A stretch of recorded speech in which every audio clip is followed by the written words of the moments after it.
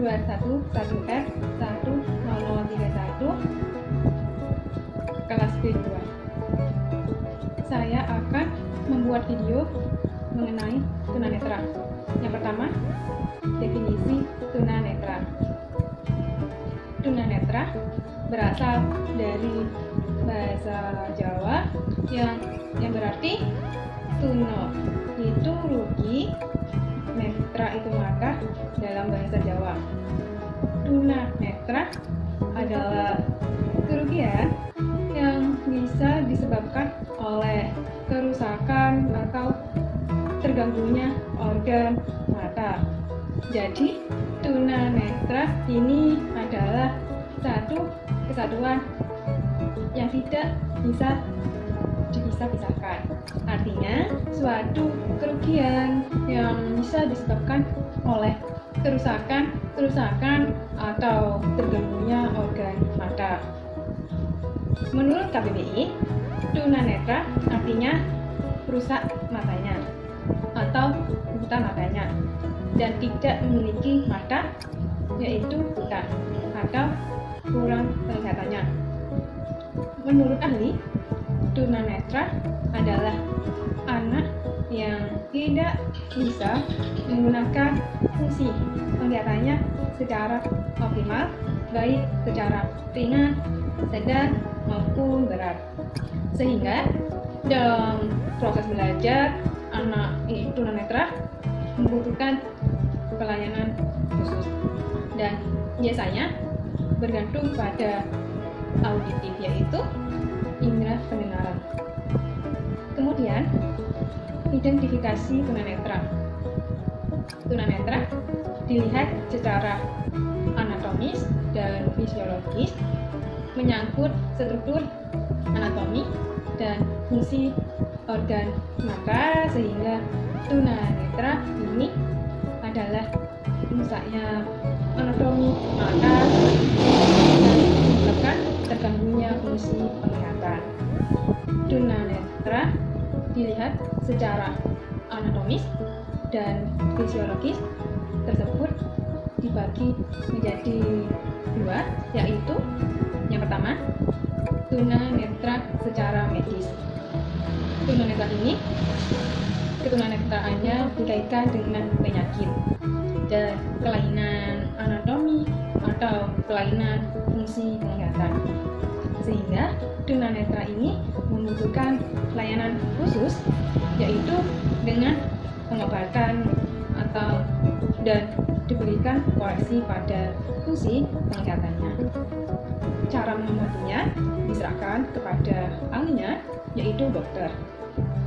Tidak boleh sembarang mencoba-coba untuk mengobatinya. Yang kedua, tunanetra secara estetis dan optometris. Ketunanetraan yang diartikan sebagai keadaan di mata ini mengalami kerusakan, jadi anatomis fisiologis ini sehingga kelihatan jelek dan perlu dikoreksi dengan modifikasi alat bantu visual. Pembahasan berikutnya, kriteria tunanetra dibagi menjadi 4. Yang pertama, blind atau buta. Ketunanetraannya terdiri dari buta total dan memiliki sisa penglihatan atau visible vision. Buta total itu atau totally blind, yaitu mereka tidak bisa melihat sama sekali, baik itu gelap atau terang. Mereka tidak tahu, dia tidak bisa membedakan gelap dan terang karena tidak ada pengalaman tentang cahaya. Jadi tidak ada bedanya antara gelap dan terang. Kemudian buta yang memiliki sisa penglihatan atau disebut residual vision. Jadi mereka masih bisa melihat antara gelap dan terang, masih bisa menentukan arah mana ada cahaya. Lalu yang kedua, kurang penglihatan atau low vision. Ini dibagi dibagi lagi menjadi 5. Yang pertama, light perception, hanya bisa membedakan antara gelap dan terang, hampir sama dengan residual vision. Kedua, light projection, proyeksi cahaya, masih ada sisa penglihatan, jadi dapat mengetahui perubahan cahaya dan dapat menentukan atau membedakan arah sumber cahaya. Masih bisa tahu kalau ada lampu. Yang ketiga, low vision, visi terowongan atau penglihatan pusat. Jadi penglihatan pusat, sehingga apabila objek-objek hanya melihat bagian tengahnya saja, misalnya gelas, hanya bisa melihat tengahnya saja, tidak bisa melihat pinggirnya, tidak bisa. Yang keempat, peripheral vision atau visi perifer, ini penglihatan samping, sehingga pengamatannya rendah, hanya bisa melihat bagian samping saja, yaitu samping kiri, tidak bisa melihat samping kanan dan lainnya. Misalnya gelas ini hanya bisa melihat samping sisi atau sebelah kirinya saja. Kelima, kelihatan bercak. Jadi pengamatan pada objek ada pada bagian-bagian tertentu saja yang tidak terlihat. Misalnya bagian bunga-bunga, ini ada garis-garis, hanya terlihat sebagian-sebagian saja. Kemudian dilihat dari kemampuan terhadap persepsi cahaya, dibagi juga menjadi 3. Yang pertama, tidak ada persepsi cahaya, no light perception atau buta total. 2, memiliki persepsi atau light perception. Biasanya mereka masih bisa melihat bentuk tapi tidak dapat membedakan. Misalnya itu tidak bisa membedakan antara laki-laki atau perempuan. Ketiga, mampu memproyeksi cahaya, light projection. Mereka dapat mengetahui dan bisa menunjukkan asal cahaya dan mampu melihat jari-jari. Kemudian dilihat dari kemampuan melihat, ketajaman melihat atau disebut visus, diukur melalui smell test. Dibagi lagi menjadi 4. Yang satu, tingkat ketajaman 20/20 feet sampai 20/50 feet, atau 6/6 meter sampai 6/16 meter. Pada tingkat pertajaman penglihatan ini masih digolongkan tunanetra taraf ringan dan masih dapat mempergunakan mata relatif secara normal.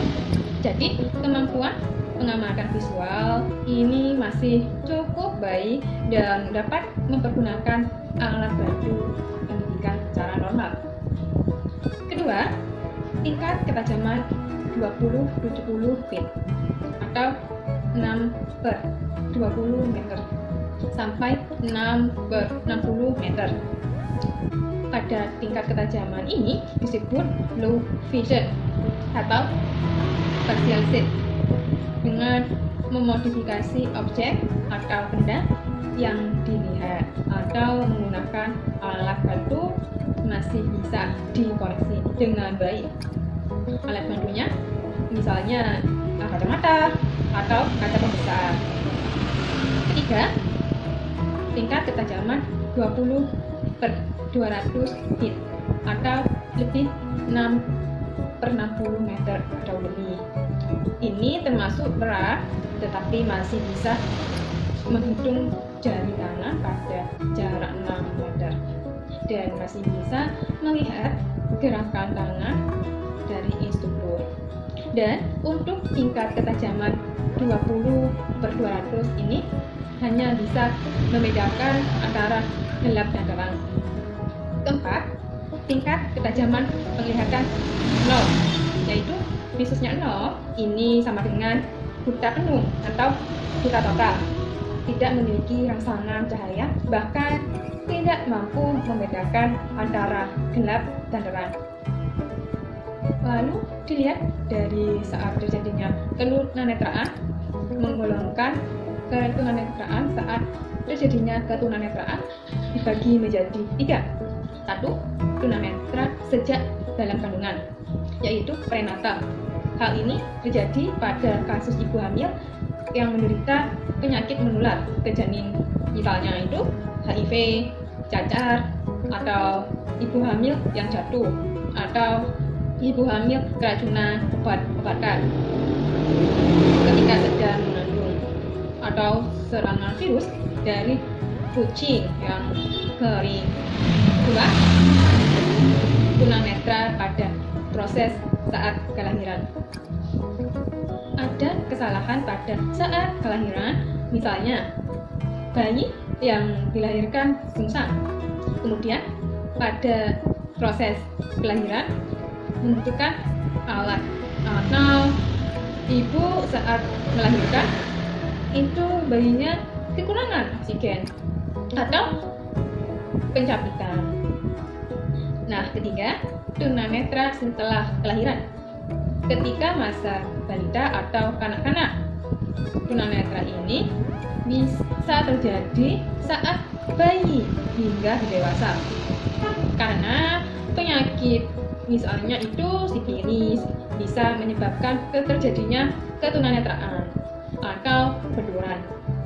Listrik, suhu, sinar, suka melihat cahaya matahari di siang hari. Pembahasan berikutnya, klasifikasi tunanetra. Klasifikasi tunanetra ini kita bagi lagi menjadi 5 bagian. 1. Kelompok yang memiliki penglihatan agak normal tetapi membutuhkan koreksi lensa dan alat untuk membacanya. Kedua, kelompok yang ketajaman penglihatannya kurang atau sedang yang membutuhkan pencahayaan yang diiringi dengan alat bantu penglihatan khusus. Ketika kelompok memiliki penglihatan pusat rendah atau lantang penglihatannya sedang dan memiliki ketidakmampuan untuk memperoleh pengalaman yang akibat kerusakan penglihatannya.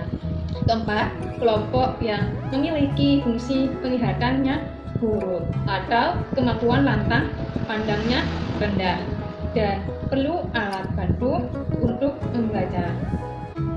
Kelima, kelompok yang termasuk buta total atau totalitas. Pembahasan berikutnya, karakteristik tunanetra. Karakteristik ketunanetraan yang dialami oleh seseorang menyebabkan terjadinya keterbatasan dalam bersikap dan berperilaku terhadap lingkungannya. Jadi, keterbatasan tersebut merupakan hambatan tunanetra untuk bisa berkembang dan hambatan untuk dapat beraktivitas sesuai harapan seseorang tunanetra itu sendiri dan juga bahkan harapan masyarakat awam. Jadi dalam karakteristik ini dibagi lagi menjadi 2. Yang pertama, karakteristik fisik. Kedua, karakteristik psikis. Yang pertama, karakteristik fisik. Kekurangan penglihatan dari lahir akan mempunyai dampak pada pengaruh yang mengganggu perkembangan motorik kasar seperti jalan, lari, lompat, gerakan badan. Dan sedangkan secara halus yaitu menulis dan menjahit. Terganggu pada kontrol otot kepala, biasanya leher kaku, kepala kaku, otot tubuh kaku. Tunanetra penuh biasanya gerakannya tidak begitu luwes, agak kaku karena ototnya kaku. Jadi ciri fisik tunanetra total yaitu tergolong buta. Dilihat dari organ mata tidak memiliki kemampuan normal. Contohnya bola matanya tidak berkedip, tidak bereaksi dengan cahaya, atau ada juga yang pelupuk matanya tertutup penuh. Tunanetra ini tidak memiliki konsep body language, sehingga ada yang kepalanya tunduk terus, tangan kaku, badannya berbentuk psikologis atau berdiri tidak tegak, jadi begini. Nah, buta dari lahir tidak memiliki konsep tentang matahari, bulan, dan mimpi pun mereka gelap karena memang tidak memiliki konsep apapun tentang benda ataupun objek. Nah, buta total karena kerusakan itu masih bisa menceritakan hal-hal apa yang ia ketahui, contohnya keindahan bunga, gunung, bahkan kecantikan perempuan. Nah, karakteristik tunanetra low vision itu masih bisa melihat antara gelap dan terang. Ada sisa penglihatan, biasanya berusaha dalam mencari upaya rangsang. Biasanya tingkah lakunya tidak terkontrol. Nah, contohnya mengarahkan mata ke sumber cahaya, mengarahkan mata dengan melihat ke samping, membelakangkan mata, membaca tulisan dengan dekat sekali. Karakteristik kedua yaitu karakteristik psikis. Seseorang dengan albino atau glaucoma itu sering menunjukkan tingkah ekstrim, misalnya gembira, sedih, kacau, ceria dalam aksinya secara verbalitas, cenderung perfeksionis. Kalau gembira ya gembira, kalau sedih ya dia sedih banget. Ketidakmampuan yang berbeda antara buta dan tunanetra yang kurang penglihatan ini akan berpengaruh pada psikisnya, yaitu menunjukkan pribadi rigidity, kaku dan kurang ekspresif. Kekakuan dalam gerak tubuh, jalannya kaku dan tidak memulai. Tingkah lakunya ini terjadi akibat terhambatnya kemampuan orientasi, mobilitas, dan sering juga ditemukan perilaku yang adaptif. Nah, untuk pembahasan berikutnya, penyebab kelainan mata dari segi medis dan kebidanan dibagi juga menjadi 3 bagian. Yang pertama, masa prenatal, masa sebelum kelahiran. Secara ilmiah, ketunanetraan ini dapat disebabkan oleh beberapa faktor, yaitu mulai faktor dari dalam diri anak itu sendiri atau faktor internal, dan faktor dari luar anak itu sendiri atau disebut eksternal. Ada ahli yang menyebutkan bernama Hintermanson dan kawan-kawan menyebutkan bahwa beberapa ketunanetraan itu disebabkan oleh beberapa faktor. 1. Faktor genetik adalah faktor keturunan. Akibat dari faktor keturunan itu antara lain adalah retinitis pigmentosa, yaitu penyakit pada retina yang umumnya merupakan keturunan. Penyakit ini menyebabkan sedikit demi sedikit kemunduran dan memburuknya fungsi dari retina. Gejala pertamanya biasanya suka melihat malam hari, kemudian diikuti oleh hilangnya fungsi periferal, dan akhirnya hanya sedikit kelihatan yang tertinggal. Kemudian faktor perkawinan sedara atau disebut incest bisa mengakibatkan terjadinya kecacatan pada anak tunanetra, menyebabkan menurunkan sifat termasuk penyakit atau kelainan. Lalu faktor infeksi kehamilan terjadi akibat virus leptospirosis atau berasal dari air kencing tikus atau terkena virus RLE.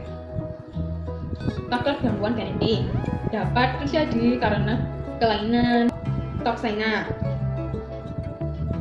Faktor kelompok yang berisiko tinggi yaitu pada ibu usia kehamilan yang terlalu muda, yaitu sekitar 12 sampai 15 tahun, atau terlalu tua di atas 40 tahun. Biasanya wanita berumur 12 hingga 15 tahun ini memiliki organ seksual yang kandungan sudah matang dan siap dibuahi oleh sperma. Namun secara psikologis wanita berumur belasan tahun belum cukup untuk berumah tangga. Jadi dapat dimungkinkan ketika hamil mengalami stres atau depresi atau baby blues karena secara psikologi masih belum siap. Wanita berusia 40 tahun ke atas dimungkinkan kondisi tubuhnya dan ototnya mulai melemah, tidak sekuat umur di bawah 40 tahun. Ini bisa dimungkinkan kalau hamil akan menimbulkan suatu yang tidak baik untuk pertumbuhan janin. Tetapi secara fakta zaman dahulu tidak apa-apa. Faktor keracunan saat hamil diakibatkan janin yang kekurangan vitamin atau bahkan kuning. Kebanyakan wanita hamil itu tidak mau makan atau lesu. Ini berdampak kurang baik bagi kesehatan janin karena asupan gizi yang dimakan ibu hamil akan ditransformasi ke janin, atau bisa juga berlebihan vitamin, zat besi, atau dan lain sebagainya. Lalu faktor keracunan saat hamil dimungkinkan karena obat-obatan, yaitu obat-obatan kontrasepsi atau percobaan aborsi atau dipijat, akhirnya mengakibatkan bayi memiliki sebuah kecacatan. Kemudian faktor penyakit tuberkulosis bisa terjangkit pada individu akibat sanitasi lingkungan yang kurang memadai atau kotor. Jika seorang ibu menderita TBC kemudian sembuh, maka diharuskan perawatan khusus dengan mengkonsumsi secara kontinu obat minimal 6 bulan terus-menerus. Hal ini akan berdampak pada perkembangan janin, mengganggu metabolisme janin, sehingga pertumbuhan janin itu tidak sempurna. Faktor infeksi karena penyakit kotor misalnya kelamin, yaitu sifilis, bisa terjangkit pada ibu hamil, dapat menyebabkan tubuh ibu menjadi lemah dan terkena penyakit lainnya. Tentu hal itu pasti membahayakan bagi ibu hamil dan janin. Maka dalam sebuah pernikahan dituntut adanya rasa kesetiaan, yaitu hanya setia pada satu pasangan, apalagi pada aktivitas seksual, karena ibu hamil yang tidak melakukan aktivitas seksual, namun jika suaminya tidak mampu menjaga dengan wanita lainnya, maka akan bisa menularkan pada istrinya, yaitu pada ibu hamil. Kemudian faktor virus Toxoplasma gondii berasal dari binatang, misalnya kucing atau kotoran kucing yang sudah mengering, kemudian tertiup angin dan dihirup oleh ibu hamil secara terus-menerus. Virus toxo ini bisa mengakibatkan bayi yang dilahirkan mengalami kebutaan atau autis berat, atau anak yang terlahirkan tanpa tengkorak. Kemudian virus Tahe atau tumor kanker. Penyakit tersebut tergolong penyakit kronis. Namun dalam perkembangan ilmu kedokteran sudah ditemukan berbagai obat imunitas. Jadi ibu hamil bisa diimunisasi dengan imunisasi toxo. Maka sebelum kehamilan dapat imunisasi toxo agar virus tersebut tidak membahayakan bagi janin kelak. Lalu faktor rhesus atau RH, anoksia prenata. Faktor ini kekurangan oksigen pada bayi. Jadi jenis rhesus ini cukup menentukan bagaimana kondisi bayi, terutama jika berbeda dengan bapak. Rhesus ibu beda dengan bapak akan berdampak pada rhesus bayi. Jika kelainan ini terjerat pada ibu, bahkan janin itu akan terganggu perkembangannya dan kekurangan oksigen, sehingga pertumbuhan otak bayi akan terganggu. Kemudian faktor pengalaman traumatik yang menimpa ibu hamil bisa berupa shock akibat ketegangan pada kehamilan sebelumnya, misalnya sindrom baby blues, dehidrasi yang dialami oleh ibu akibat trauma pada bentur-benturan saat kehamilan. Juga menjadi faktor, misalnya pada saat hamil ibu terjatuh.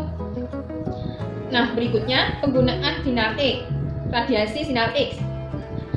Terkadang pada perkawinan usia muda, ketika hamil itu seorang ibu sangat bahagia sekali, sangat ingin mengetahui perkembangan bayinya.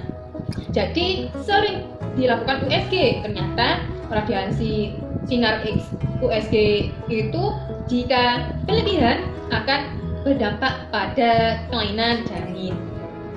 Juga misalnya terkena sinar X dari pabrik yang mengakibatkan kecacatan pada bayi karena merusak sel kromosom pada bayi. Selanjutnya, yang kedua, masa perinatal atau masa natal saat kelahiran. Pada saat proses kelahiran dan menjelang sesaat setelah kelahiran. Contohnya, sulit lahir, pertolongan salah, misalnya itu dokter masih praktek, maka dapat mengakibatkan pada bayi yang terlahir pada persalinan yang tidak sempurna, lahir prematur 5, 6, atau sekitar 7 bulan.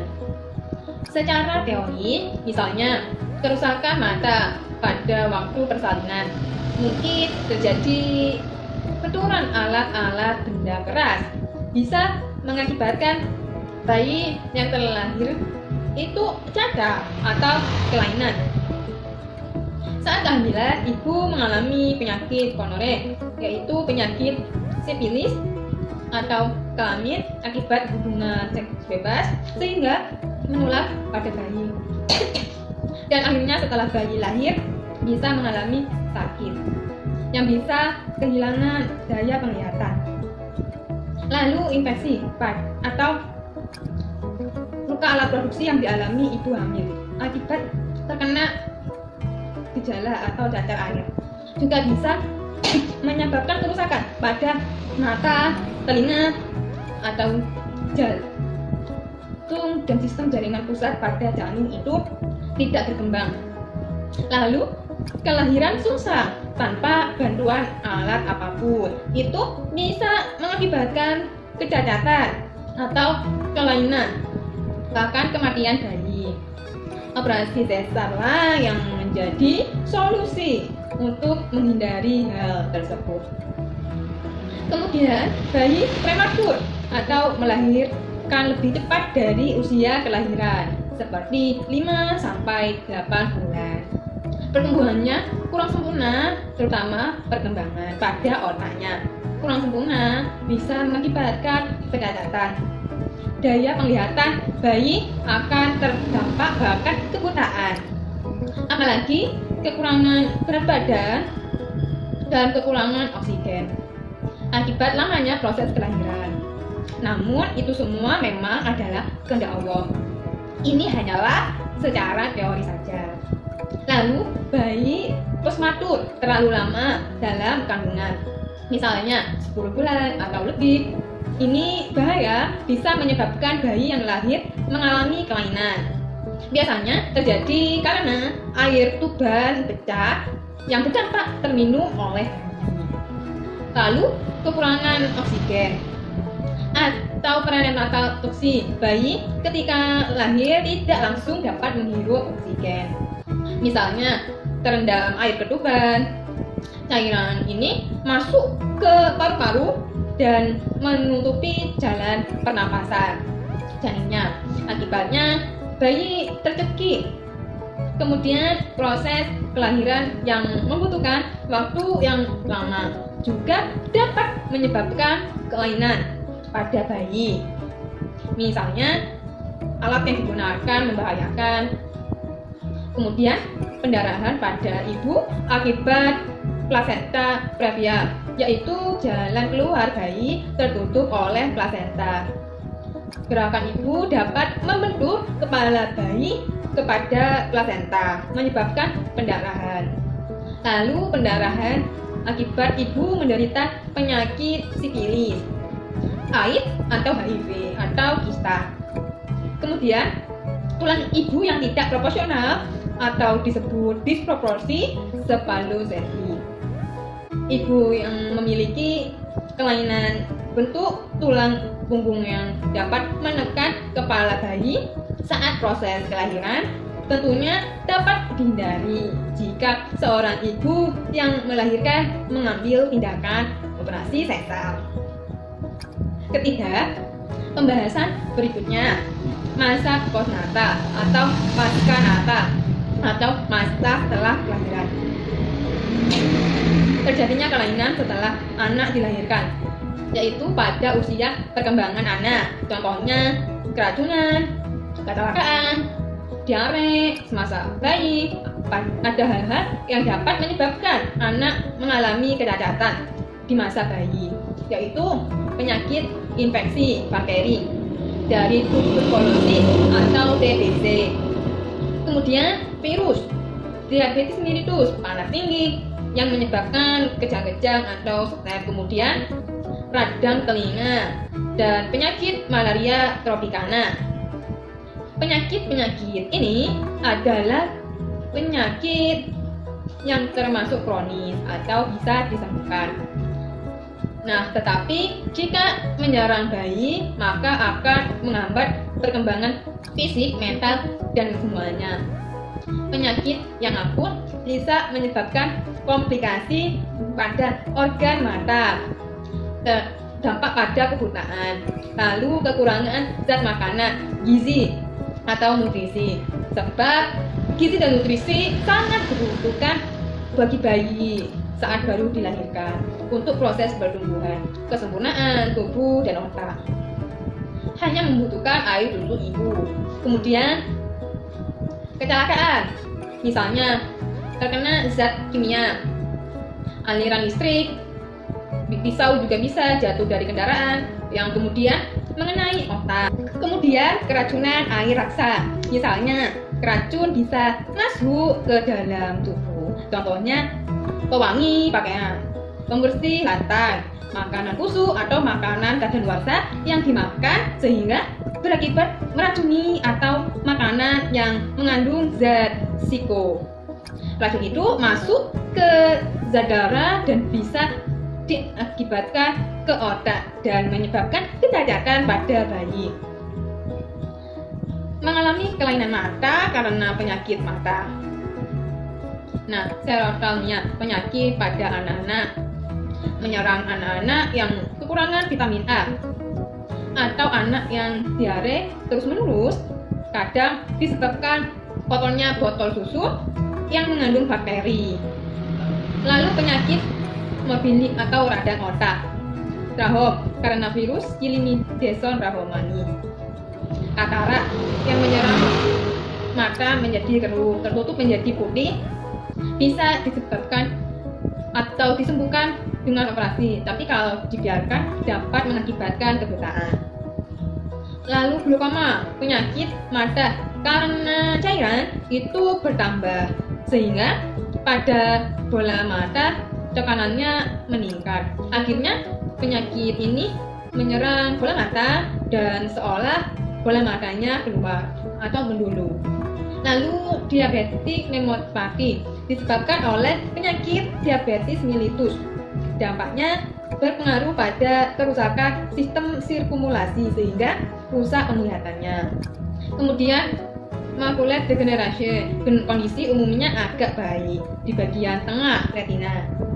Secara berangsur-angsur memburuk, masih memiliki peripheral. Nah, seorang anak akan kehilangan kemampuan melihat secara jelas objek-objek di bagian tengah.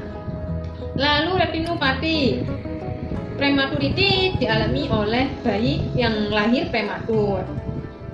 Saat bayi dilahirkan prematur, dia memiliki potensi penglihatan yang kurang karena kadar oksigen yang dapat menyebabkan pertumbuhan pembuluh darah menjadi tidak normal. Akhirnya meninggalkan luka pada jaringan mata, menimbulkan kerusakan selaput jalan atau retina, sehingga mengakibatkan tunanetra atau buta total. Lalu pembahasan yang terakhir, yaitu penyebab terjadinya kelainan mata dan fungsi penglihatan dari faktor penyakit akut atau penyakit berat dan kesalahan perlakuan terhadap mata. Dibagi menjadi dua bagian. Yang pertama, buta bawaan atau kongentingental, plan atau buta TB, terjadinya kelainan. Kedua, buta didapat atau adventitiously blind atau AB, penurunan penglihatan yang terjadi setelah beberapa waktu sejak kelahiran. Nah, daerah kering biasanya banyak terdapat penyakit mata. Jenis trahoma yang menjadi penyebab utama kebutaan di negara yang sedang berkembang. Tetapi organisasi yang berhubungan dengan kesehatan ini memiliki program pencegahan kebutaan dengan penyuluhan tentang kebersihan, kesehatan, dan memberikan akses pengobatan untuk kesehatan sehingga diharap masyarakat terhindar dari penyakit yang membahayakannya, termasuk penyakit trahoma. Namun di negara barat yang menjadi penyebab utama adalah diabetes dan katarak. Perkara dari pola hidup dan usia yang menurunkan daya penglihatan dan berakibat pada fungsi penglihatan, misalnya kasus macular degenerasi dan retinoblastoma merupakan kemunduran kekuatan lensa karena usia yang semakin menua. Degenerasi, penurunan anatomis dan fisiologis ini akan dampak pada gangguan organ mata dan tentunya pada fungsi penglihatannya. Gaya hidup yang tidak bagus atau begadang atau mengkonsumsi obat-obatan untuk kesembuhan suatu penyakit dapat berdampak juga pada kesehatan mata. Bahkan penggunaan obat-obatan yang overdosis juga dapat berdampak pada kesehatan mata. Nah, penyakit yang menyebabkan kelainan mata yaitu antara lain 1. Diabetes mellitus. Ini penyakit sistematik yang sangat berbahaya karena pola hidup. Contohnya, terlalu banyak gula atau kurang gerak. Mengenai seluruh bagian tubuh manusia melalui aliran darah, penyakit ini akan berkomplikasi pada penyakit lain. Nah, pada organ mata, kasus ini dapat menyebabkan penyakit berupa retinopatia kataraka. 2. Hipertensi mengakibatkan arteri mengalami penyempitan dan pecahnya pembuluh darah pada mata yang akhirnya memberikan gejala eksudasi dan pendarahan retina dan akhirnya terjadi penyumbatan arteri atau vena centralis. Nah, sehingga menyebabkan gangguan. Yang ketiga, infeksi sistemik kelainan mata yang disebabkan oleh virus dari serangga atau jamur yang menyerang selaput mata yang tipis dan menyebabkan penyakit borok, kebutaan. Keempat, oftalmopati indoktrin dapat menyebabkan kelainan mata, mengakibatkan kesulitan atau kekurangan atau berlebihan sirkulasi darah dalam tubuh. Misalnya, pada hipertiroid ini akan timbul timbunan lemak di belakang bola mata, sehingga mata ini menonjol. Kelopak mata tidak bisa menutup rapat. Kelima, radang konjungtiva atau konjungtivis gonorrhea adalah infeksi karena tuberkulosis atau penyakit TBC. Kelamin, alergi, akan terjadi radang kornea, akan terjadi borok peradangan retina karena kelainan genetik atau distrofi kornea. Banyak ditemukan pada kasus kelainan mata karena keturunan secara biologis, terutama pada kasus perkawinan sedara. Kelainan retina tidak dapat diobati menyebabkan kebutaan. Ketujuh, kekurangan vitamin A dapat mengakibatkan terjadinya gangguan mata hingga kebutaan dan produksi air mata berkurang sehingga berdampak kekeringan pada konjungtiva, yaitu kornea mudah luka atau terlihat menonjol. Nah, gejala yang muncul awalnya adalah buta senja. Kedelapan, trauma yang terjadi pada masa dewasa dari benda tumpul, bahan kimia, benda asing yang masuk pada mata. Nah, trauma sinar matahari juga sehingga mengakibatkan kebutaan. Nah, lalu trauma tajam itu akibat terkena pisau atau benda runci. Kemudian trauma kimia, contohnya cairan, asam pekat, atau reaktif termasuk obat-obatan dan kandungan kimia yang akan berdampak pada penglihatan. Kemudian trauma sinar tajam menatap matahari secara langsung, menyinar sinar X yang terus menerus. Lalu trauma listrik, yaitu setrum arus. Ke-13, trauma benda asing yang masuk ke mata, contohnya debu dan bakteri. Nah, itu saja yang bisa saya jelaskan. Kurang lebihnya mohon maaf dan terima kasih. Wassalamualaikum warahmatullahi wabarakatuh.